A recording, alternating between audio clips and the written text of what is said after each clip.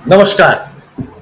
कल्पना कीजिए कि काठमांडू की सड़कों पर हजारों युवा हाथों में नेपाल का झंडा, मोबाइल कैमरे ऑन, नारों से गूंजती गलियां और इन सब के बीच नेपाल के प्रधानमंत्री केपी शर्मा ओली ने पद छोड़ दिया है। यह सिर्फ एक इस्तीफा नहीं, यह संकेत है कि कुछ तो है। कुछ क्या है? अगर मैं आपको ये कहूं कि आपके मोबाइल पे एक मैसेज आएगा कि बाहर निकलो और क्रांति लानी है, तो क्या एक मोबाइल सोशल मीडिया क्रांति ला सकती है? इतनी ताकत है, एक सरकार को बेबस कर सकती है उसके प्रधानमंत्री को इस्तीफा देने के लिए। अगर आपका दिमाग ये सोचता है कि ऐसा हो सकता है तो ठीक, लेकिन थोड़ा भी अगर आपका दिमाग ये सोचता है कि ऐसा नहीं हो सकता, तो फिर इसके अंदर के गहरे राज क्या है? आखिर ऐसा क्यों हो रहा है? यही आपको समझना है।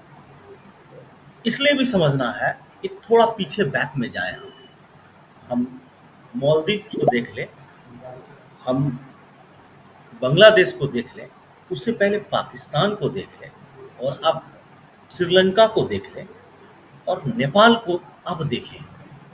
ये हमारे चारों तरफ आखिर हो क्या रहा है? भारत के चारों तरफ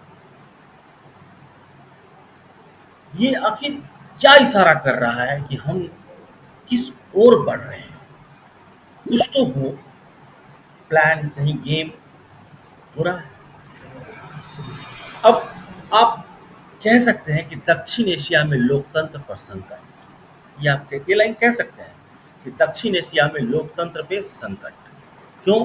क्योंकि नेपाल हो ही गया, आप बांग्लादेश को देख ही लीजिए, पाकिस्तान को देख ही लीजिए, तो क्या अगला नंबर भारत का है?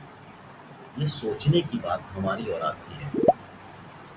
मैं ये नहीं कह सकता कि अगला नंबर भारत का है कि नहीं, लेकिन अपने पड़ोस में घटती हुई घटना ये संकेत देता है कि वो आज हमारे घर तक भी आ सकती है। इसमें कहीं ना कहीं कोई बड़ी ताकत तो नहीं। अंदर की बात जानिए हमारे साथ। क्योंकि नेपाल में केपी शर्मा ओली का इस्तीफा सिर्फ एक देश की राजनीतिक घटना है, या पूरे दक्षिण एशिया में उठती एक बड़ी लहर का संकेत। ये लाइन याद रखिए, ये घटना पूरे दक्षिण एशिया में उठती लहर की संकेत है। नेपाल में सोशल मीडिया बैन हटाने के बाद भी हिंसा थमी नहीं। ये बात नोट करें कि at the point social media पे बैन हटा दिया था, फिर भी हिंसा नहीं थमी और 22 से अधिक लोग मारे गए, और आखिरकार पीएम ओली को पद छोड़ना पड़ा।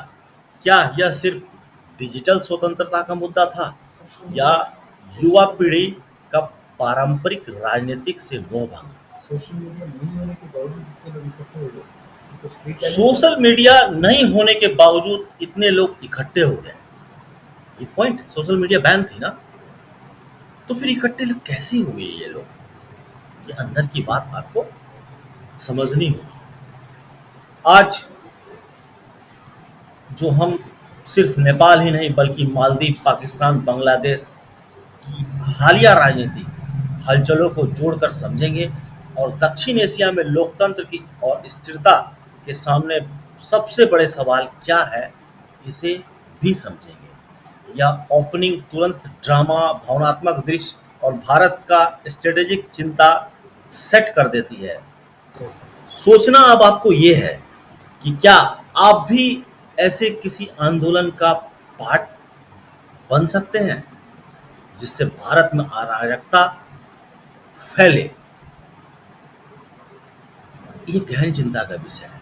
आखिर भारत में अराजकता फैलाने के हथकंडे कौन कर रहा है? कौन भारत की लोकतांत्रिक व्यवस्था पर धीरे धीरे धीरे जहर घोलने की कोशिश कर रहा है? चाहे वो रेलवे एक्सीडेंट्स की घटना हो, चाहे अभी राजनीतिक परिपृष्ठ की घटना हो जिसे मैं जिक्र भी नहीं कर सकता, वो आप मेरा इशारा को समझ सकते हैं। उस पे हमें सचेत रहना है। नेक्स्ट एपिसोड में मिलते हैं इस खबर पे। अंदर की बात क्या है, ज़रूर जुड़े मेरे साथ। जय टाइम्स भारत न्यूज़ के लिए। धन्यवाद।